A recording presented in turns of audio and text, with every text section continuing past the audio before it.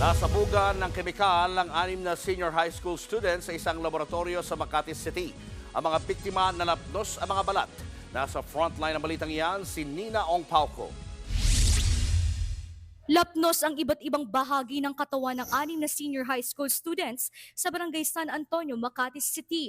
Isang kritikal matapos masunog ang dibdib, braso at hita habang 5 sa kanila may minor injuries. Ayon sa Bureau of Fire Protection, mga estudyante sa Mandaluyong ang mga biktima. Nag-immersion daw sila sa partner laboratory sa Makati nang sumabog ang chemical na ethanol. Nagsasalid daw sila ng ethanol from one container to another container.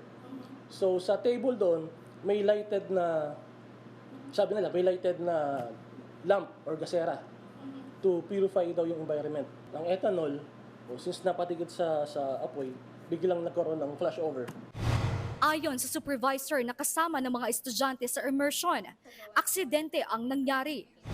They understand. Actually, the parents of the victims, they said it is really an accident. So, ayun po. And then, with that, we will settle na po, we will do a settlement na lang po for the expenses. Nananatili pa sa ospital ang isang estudyante habang nagpapagaling sa bahay ang 5 niyang kaklase. Iimbestigahan na ng Bureau of Fire Protection kung may nalabag ba ang naturang science laboratory. Nagbabalita mula sa frontline, Nina Ong Pauco, News 5. Mga kapatid, Julius Babaw po. Iba na ang may alam at may pakialam sa panahon ngayon. Para sa frontline ng mga balita, mag-follow at mag-subscribe sa social media pages ng News 5.